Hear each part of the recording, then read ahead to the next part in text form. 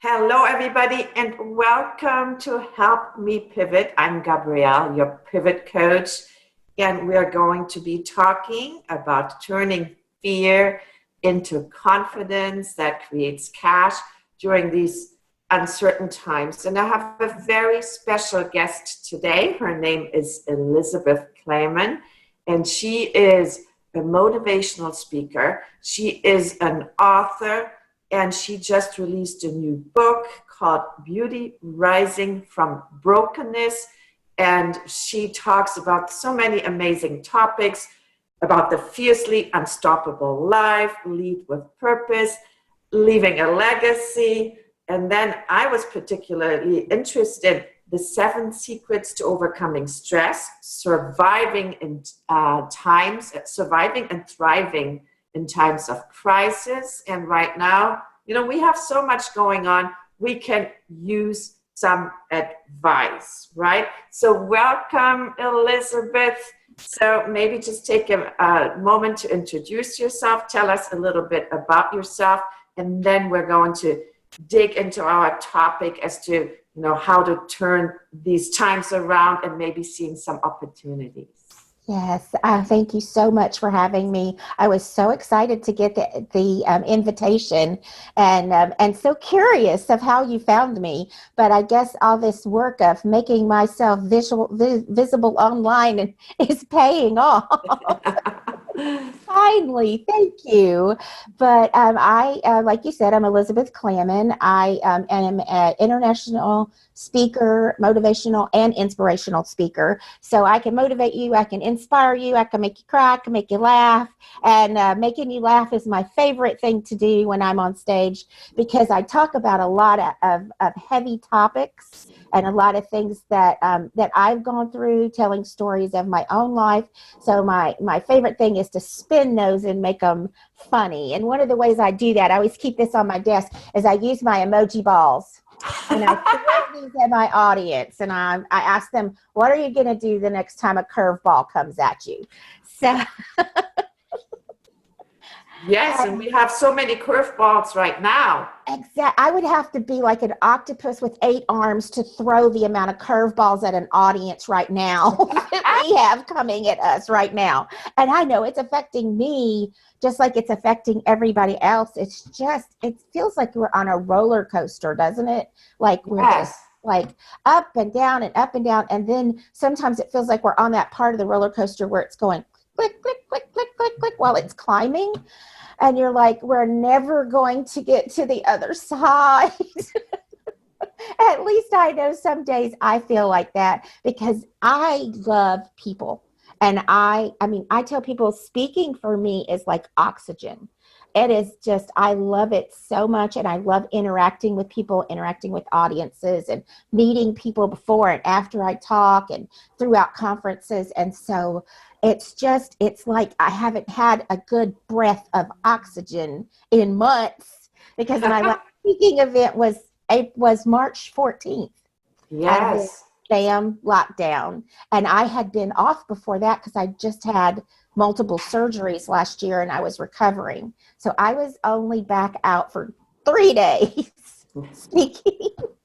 And bam, hit me again. So, but some of the other things I do is I coach, and I coach I do transformational life coaching. And I love that transformational part, because I love to see when it clicks with somebody and they're going through a difficult season or going through a difficult time, and they're thinking, I'm never going to get out of this. This is never going to change. It's always going to be the same. And then it clicks and they hit that, yes, I can do this. And I love that part, because the same thing happened for me. And I do the same thing with business owners, especially speakers or entrepreneurs who want to add speaking to their business to grow their business and grow their audience, because it is the best and fastest way to grow your audience, is to be an inspirational speaker, or to be a speaker, period, regardless of what you speak on. I'm also a military wife. We've been married 35 years, and he's been in the military for 32 of those. So I have a lot of experience moving around and transitioning and changing and packing and unpacking boxes which I told him if I never see another cardboard box again, I will be so happy. So we have 2 years and he's done with that. I have 3 grown children, which I homeschooled all the way through school. So you want to talk about transitions, and that's why I have all this gray hair coming through. And I also am a survivor of childhood trauma, and which triggered chronic illness in my 30s. And a lot of people don't know that traumas we have earlier in life can trigger a lot of the illnesses that we end up with when we're older. And it hit me in my 30s. I don't know about you, but it's something about us women when we hit our 30s, things start to change and we start to realize things that we didn't really recognize before. I think we were busy and young, and then we kind of maybe slowed down a little bit or something. And boy, it was like, for me, all that childhood trauma was like I had been holding a beach ball under the water all those years. And then it just started popping up to the surface. And it surfaced as chronic fatigue syndrome, bronchitis, and severe asthma. And I was just constantly sick and fatigued. And that's what my book is about. And my book actually came out in 2018, November of 2018. And book number 2 is coming out this fall. Don't have a specific date yet, but it's at the editors now. So it's getting almost there. And so that's what book 1 is about. And I'm a naturopath by training. I have a naturopathic degree, and I also studied psychology. So I kind of work with all of those areas of natural health and natural healing. So Beauty Rising from Brokenness walks you not only through my story, but also through how I healed physically, mentally, emotionally, and spiritually. So it's a self-help book and a memoir, a story entwined in that. And so that really seems to be helpful for people because they don't realize about adverse childhood. They call it ACEs, adverse childhood experiences, and all the things that can happen to us in our childhood that can trigger even diabetes, obesity, especially autoimmune illnesses are really bad. And then book 2 that's coming out is called A Fiercely Unstoppable Love. And this is a series that I'm doing called the Fierce Faith series. And I kind of switched the name on the second book. I was going to call it Shattered. And my coach said, I don't like that. She's the name queen. So as I wrote it, I decided that I wanted my husband to write it from his perspective because we get that question a lot. He goes to all these women's conferences with me, believe it or not, and sits in the back and runs the swipe to do the book sales and talks with the ladies. And he had 3 sisters, so he's completely comfortable around women, and he just goes right along with me. He says he's my number 1 roadie. Well, that's beautiful. So obviously you have all this experience. You have so many books. I know you are on stages all the time. So what advice would you have for people right now? Because we have a lot of curveballs, right? Curveballs thrown at us. So give us a few pieces, a few nuggets as to how to deal with those curveballs right now. Well, my main thing that I tell people is that you have choices. We all have choices in life, and you can choose to let it stop you. You can choose to quit. You can choose to cry. You can choose to fight. You can choose to be depressed. We get choices. And it's not, sometimes we have all of those. There have been many times when I wanted to just quit. As a matter of fact, I went through one just a couple months ago because book 2 is about an auto accident we had that was with a semi truck that was in the wrong lane, and my entire family was involved in that, and that left me disabled and bedridden for 12 years. So I feel like COVID is maybe what I've been preparing for this whole time.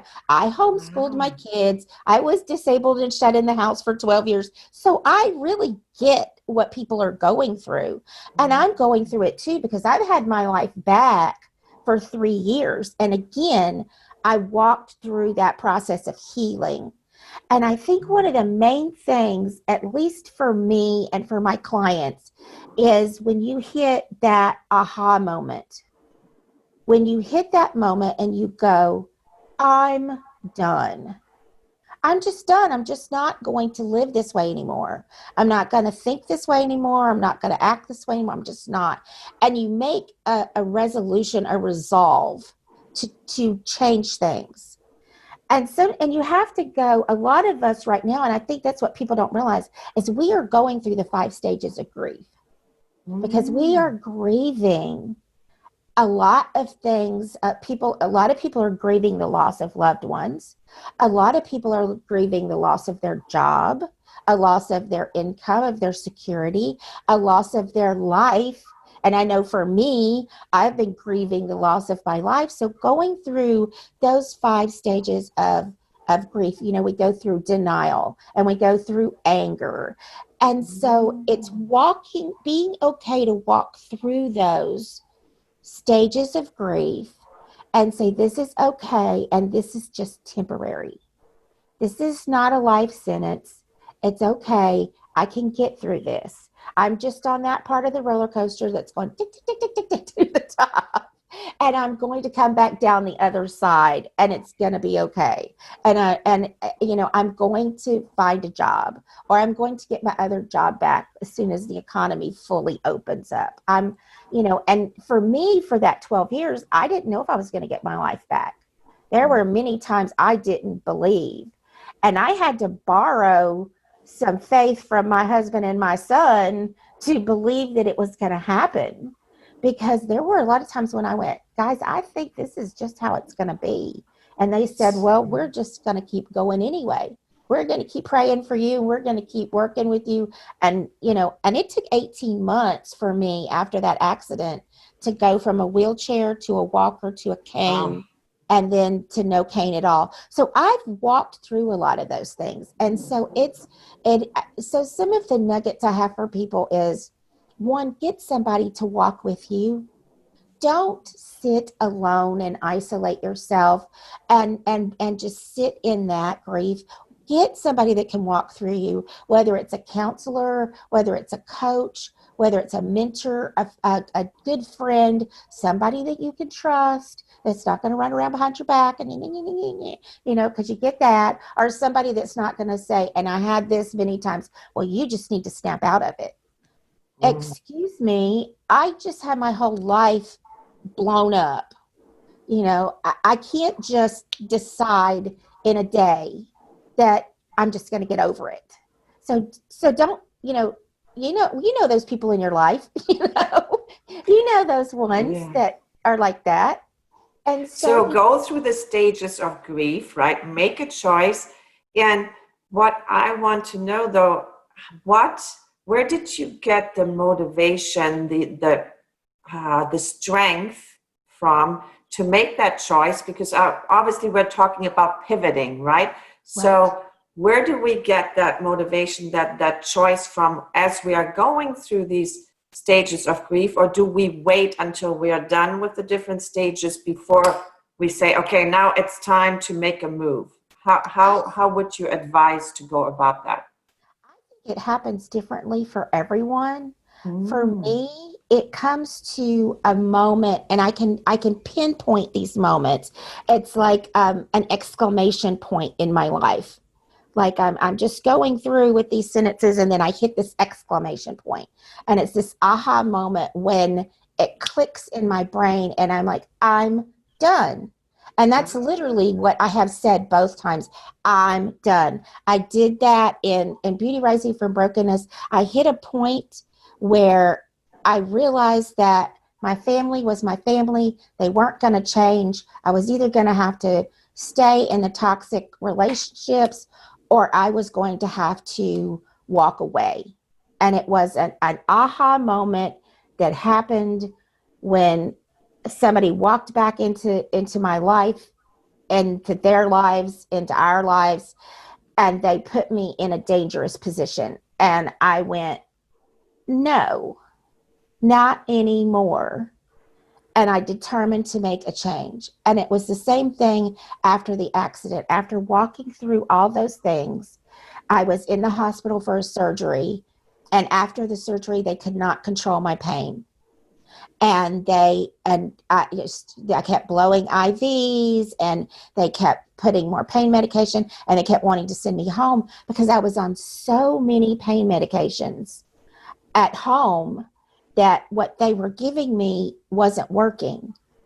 And I was in this point of shock where my teeth are chattering and I'm shaking and I'm sweating. And I just looked at my husband, and it was just like a moment of clarity. You just get these moments where you go, I don't want to live this way anymore. And I looked at him and I said, I'm done.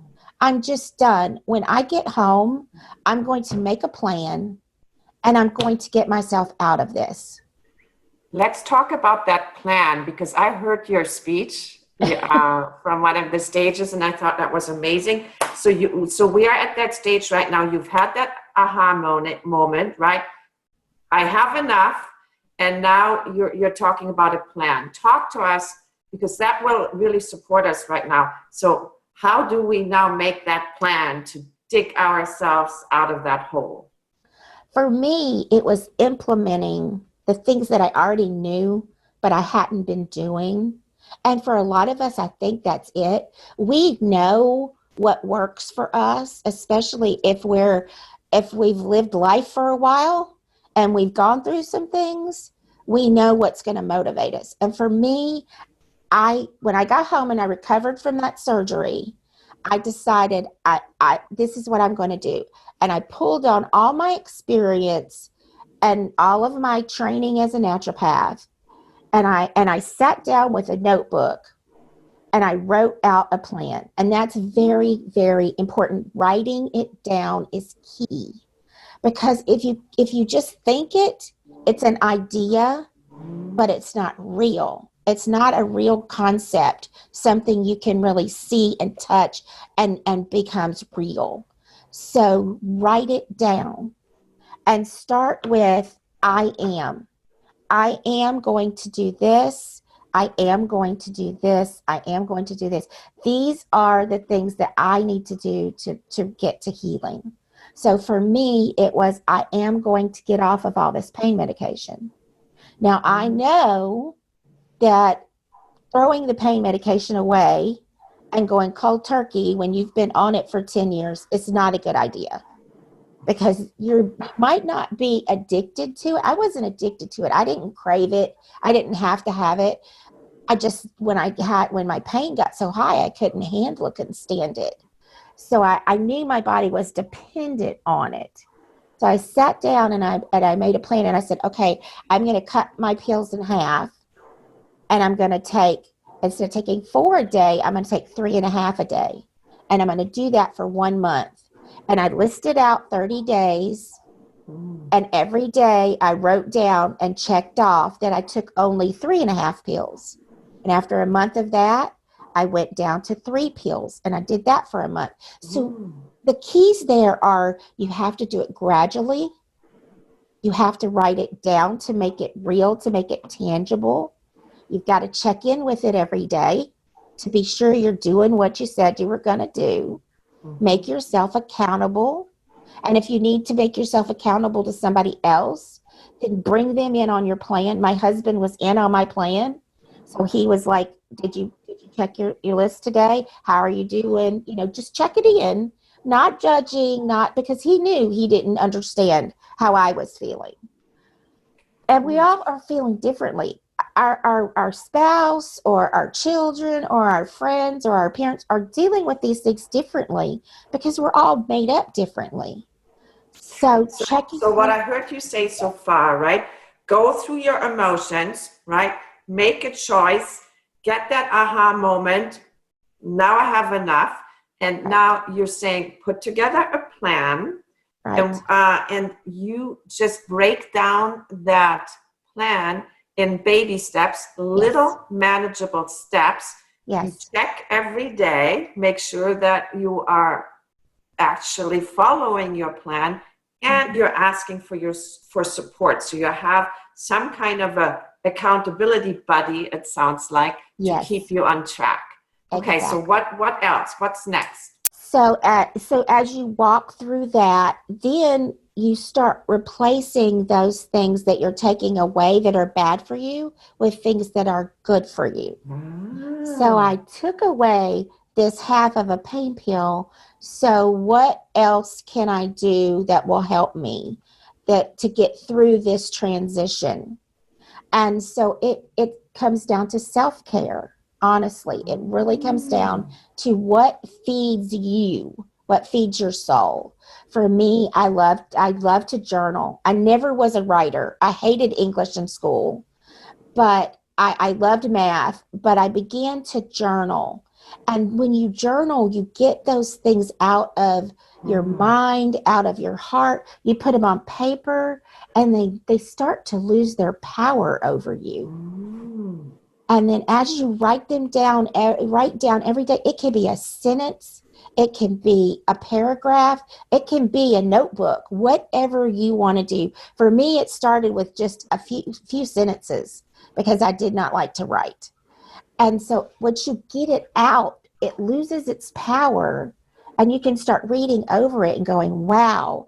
And when I wrote Beauty Rising from Brokenness, that's what happened for me. When I went back and read it, I went, wow, I didn't even realize I felt that way. I don't remember consciously remember going through that. I don't, but it brings out those things and they begin to lose their power over you. Mm. So if you're dealing with depression, start writing down the things that are making you sad, the things that are making you anxious, the things that are making you nervous. And as you write them down and get them out of you and onto paper, then they don't hold their power. Then you can start replacing them with positives. So, like, if you're sitting at home, just as an example, going, I'm a loser, I lost my job, I lost, I'm not a good mom because I'm yelling at my kids because you're not used to being there with them 24/7, then write those things down and then write out beside it, what is the root of that thought? Where is that thought coming from? Mm. The root of I'm not a good mom is I'm spending 24/7 shut in the house with my kids. I've never done that before. I need to give myself Yes. a break. Anybody else in this situation might deal with it the same way. And then the third thing is to replace that with something good. Okay, so what can I do that will make me feel like I'm being a better mom? Can I Mm. play a game with my kids? Maybe I can cook them their favorite meal. Maybe I can let them take a bubble bath with lots of toys and splash and have a good time. If I've got teenagers, maybe I can let them have an extra hour of TV or an extra hour on the internet. Maybe there's some things I can give to them and do for them that will make them feel better and make me feel like a better mom. And then you Awesome. Yeah. walk through those things one by Mm. one. Okay, I feel like a loser because I don't have a job and I lost my job and I haven't been able to find a job. So let's break that down. Okay, let's write down the bad. I feel like a loser because I lost my job. Okay, what's the root of that? Well, COVID shut a lot of stuff down. Yes. Not a lot of jobs out there. So I need to give myself a break because there's a whole lot of other people in this boat with me. I'm not in this alone. So what are some positive things I can do? So every day I can look up companies in my area Mm. and make a list. And then once I get a list, I can make some phone calls. I can start making some connections. I can get on social media and look for people who are in my industry. Start making some connections. Get on LinkedIn. Start building my profile out. Start making connections with other Mm. people in that job area, if that's a job area I want to go back to. And Right. start That's connecting. I want to just say something about that part, right? Because some of us, this might be an opportunity to pivot, and some of us will have to pivot because we might not go back to our old lives at all, right? So I think this is a good time to also look at what are you passionate about, really? Is there something else that I might want to do? And playing with that, right? Yes. Playing with like some new opportunities might be Right. What do fun. I want to do? And I walk this with when I'm working with people who are entrepreneurs or people who are wanting to be entrepreneurs, and they're like, "Well, I don't know what my niche is. I don't know what," and I'm like, "Okay, well, we go back to the list. Right, let's write down everything you've done, every job you've ever had. Let's write down every volunteer thing you've done. Oh, Let's write yes. down your hobbies and everything. Now let's go through and let's circle the top 10 that were your favorite things you've ever done. Yes. And then you're weeding it down. And then let's go through and let's highlight the top 5. And then out of those 5, what fed your spirit? What made you want to go to that again and again and again? Okay, how can we take that and pivot it and turn it into something that will earn an income for my family? Say you like to make crafts. Let's talk about opening an Etsy store. Let's say for me, I went back through everything I'd ever done, and I used to speak back in the late 90s in the corporate world. And when I went back through everything I did, I went, that was my favorite thing I ever did. I loved it. So how can I turn that into a business now? Yes. And how can I use all this mess that I've gone through, because I've been through a whole heap of mess, to help someone else? Because that's my heart, is to help other people. And I want to, I just, people ask me a lot. The question I get the most is, how did you get up after 12 years and get on a stage and speak for an hour? And I say, the same way you eat an elephant, one bite at a time. I didn't jump out of bed and jump on a stage for an hour. I got out of bed and I sat in a chair for 15 minutes. And then after a week, I sat in a chair for 30 minutes. And then I stood for 5 minutes. And then I kept working until I could ride the exercise bike for 5 minutes or 10 minutes. And it's a process. And I think we live in this instant world where we Right. put food in the microwave and we have something to eat just like that. And that's not how things really work. Things work as a process. And Now you, that's a powerful message. What I hear you say is do the work, right? yes, Do the do work. the There is no work. shortcut. Right, exactly. And if you don't feel like you're like completely lost and I don't know what to do and I don't know where to start, get help. There's tons of help out there. All you have to do is reach out and ask for it. And I know, like, for me being a coach, I know I have all kinds of specials going on right now, and all the coaches that I know do, because of COVID, because we know that people are going through a hard time. I have a friend of mine who is an absolute whiz with money, and she has a wealth academy. All of her classes on her e-courses are free right now That because of. is wonderful. Maybe we need to have her on. That's amazing. I will definitely give you her name, but she's amazing. And so, Oh. there's tons of us out there that Mhm. are willing and able to help. And I had my husband up to I've been going through a hard time not being able to get any oxygen, not getting on stage, and it's been really hard for me. And so I called my counselor that I worked with when I went through Beauty Rising from Brokenness, and I'm like, "Can we just set up a time to talk? I just need to talk. I just need to talk to somebody."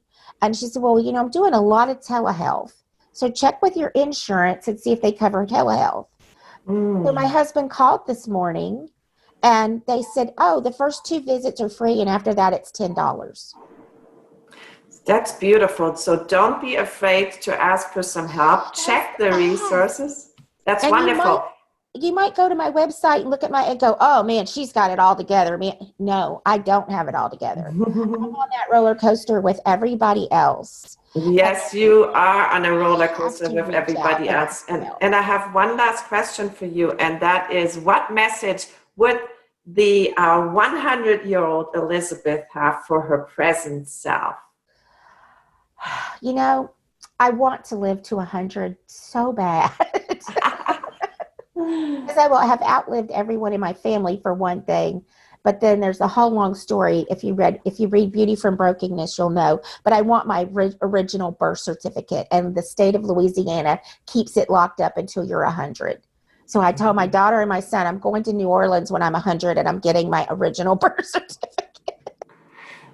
So But what the message would you 100-year-old have? Elizabeth would tell me now is probably the same thing that the the 50-year-old Elizabeth would have told the 30-year-old Elizabeth. It's going to be okay. It's not a death sentence. It's not forever. It's just a season. And life has all kinds of seasons. There's to plant and to grow and to harvest. And, if you plant a plant, you don't put that seed in and get a plant and then you've got fruit to eat right away. There's a lot of processes going on underneath that Yes, soil, and that seed is breaking apart, and it's degrading, and it's pushing through. It's hard, but that's just beautiful. work at it every day. And then you're going to be into the growth season, and then you're going to get into the harvest season when you get the good stuff, the good fruit, the good stuff to eat. I can't wait for that harvest season. I Me know too. you are a wealth of information. So people that want to know more, they want to find out about your books, your coaching, where can they find you?